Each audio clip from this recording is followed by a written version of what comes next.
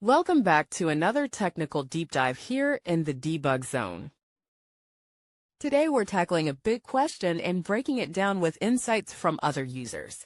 Hopefully this clears up some misconceptions and helps you get the answer you need. So buckle up, stay a little curious, and let's jump right in.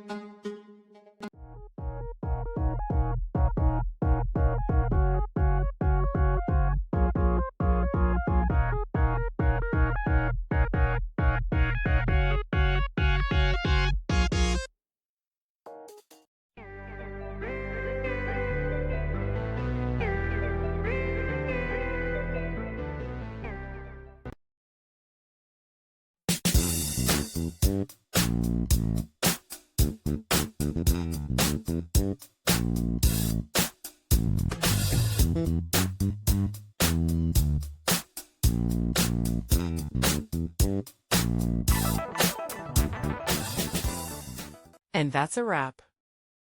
I hope you found the answer you were looking for. If you did, take a second to hit that subscribe button. It really helps out. And let me know in the comments which solution worked best for you. See you next time in the debug zone.